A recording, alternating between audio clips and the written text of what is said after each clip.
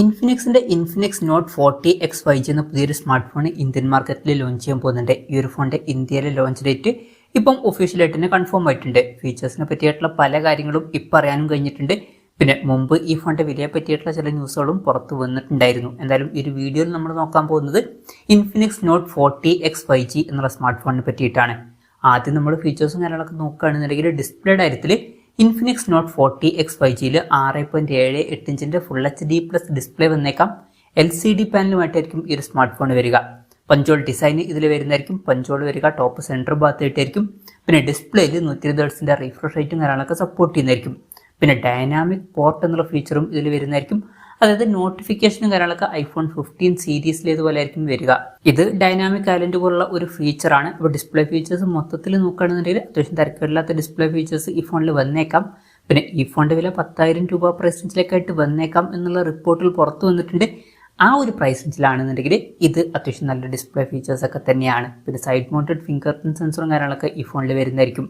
ഈ ഒരു ഫോണിന്റെ ലൈം ഗ്രീൻ, അതുപോലെ തന്നെ പാം ബ്ലൂ, പിന്നെ സ്റ്റാർലൈറ്റ് ബ്ലാക്ക് എന്നീ കളർ വേരിയൻസ് ലോഞ്ച് ചെയ്തേക്കാം.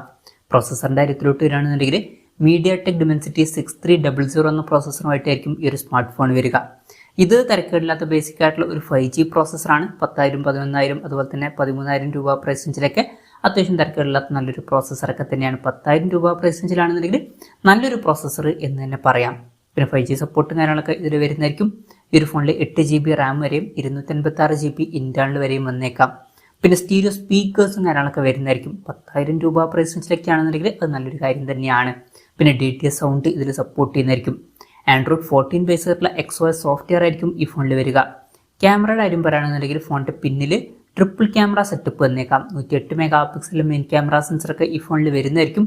പിന്നെ 2 മെഗാ പിക്സൽ ഡെപ്ത് സെൻസറും അതുപോലെ തന്നെ 2 മെഗാ പിക്സൽ മാക്രോ ലെൻസും വന്നേക്കാം. പിന്നെ ഫ്രണ്ടിൽ 8 മെഗാ പിക്സൽ സെൽഫി ക്യാമറയും വന്നേക്കാം.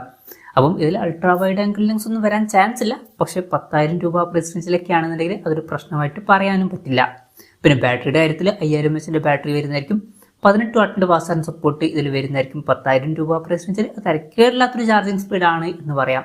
പിന്നെ ടൈപ്പ് സി ചാർജിംഗ് പോർട്ടും ഇതിൽ വന്നേക്കാം. അപ്പം തിരക്കേടില്ലാത്തൊരു ബാറ്ററി സെറ്റപ്പും ഇതിൽ വന്നേക്കാം. അപ്പം ഇതൊക്കെയാണ് ഫീച്ചേഴ്സിനെ പറ്റി പറയാനുള്ള കാര്യങ്ങൾ. ഇനി ലോഞ്ച് ഡേറ്റിന്റെ കാര്യം പറയുകയാണെന്നുണ്ടെങ്കിൽ August 5 ഈ സ്മാർട്ട് ഫോൺ ഇന്ത്യൻ മാർക്കറ്റിൽ ലോഞ്ച് ചെയ്യാൻ പോകുന്നത്. ലോഞ്ച് ഡേറ്റ് ഇപ്പം ഒഫീഷ്യലായിട്ട് തന്നെ കൺഫേം ആയിട്ടുണ്ട്. വിലയുടെ കാര്യം പറയുകയാണെന്നുണ്ടെങ്കിൽ 10,000 രൂപ പ്രൈസ് റേഞ്ചിലായിരിക്കും ഈ ഫോണിന്റെ വില വരിക എന്നുള്ള റിപ്പോർട്ടുകൾ മുമ്പ് ഉണ്ടായിരുന്നു. ചിലപ്പം ഓഫർ കഴിഞ്ഞിട്ടുള്ള പ്രൈസിങ്ങും ആവാൻ ചാൻസ് ഉണ്ട്.